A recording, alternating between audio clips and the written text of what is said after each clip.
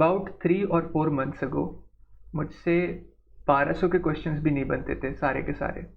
I used to get stuck on 1200 rated problems. आज मेरे से 1600 रेटेड के प्रॉब्लम्स सारे के सारे इजीली बन जाते हैं.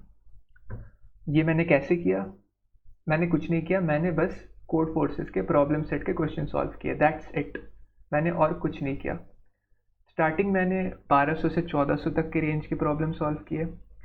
जब वो मुझसे लाइन से बनने लगते थे मैं सिर्फ 1400 के क्वेश्चंस करता था. After that I moved on to 1500 rated problems. जब वो मुझसे लाइन से बनने लगे फिर मैं 1600 रेटेड प्रॉब्लम्स करने लगा. अब वो भी मुझसे लाइन से बनने लगते हैं तो मैं currently I am in the rating range 1700. मैं दिखा भी देता हूँ तुम्हें. सो 1400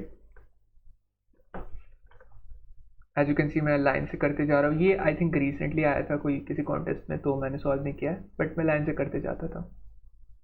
आफ्टर दैट 1500, ये भी मैं लाइन से करते जाता था. आफ्टर दैट 1600,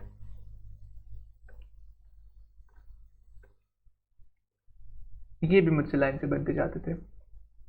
मैंने किसी भी प्लेलिस्ट को फॉलो नहीं किया अलग से. मैंने किसी और वेबसाइट पे जाकर प्रैक्टिस नहीं किया. जो मैं सीखता था वो भी मैं एडिटोरियल से सीखता था. अगर किसी प्रॉब्लम पे मैं बहुत ज़्यादा देर तक स्टक हो जाता हूँ तो मैं एडिटोरियल देख लेता हूँ, मुझे समझ में आ जाता है वहाँ से. That's it. That's all I have done. मैंने कुछ खास नहीं किया. ये सिंपल मेथड है बहुत. Now just to give you an example of how far I have come, मैं एक क्वेश्चन बताता हूँ तुम्हें.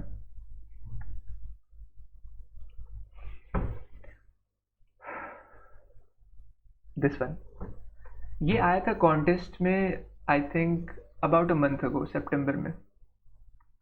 जब मैंने पहली बार इसका सोल्यूशन देखा था मेरे सर के ऊपर से गया था.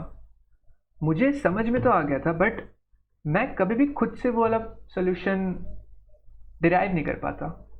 That was my level.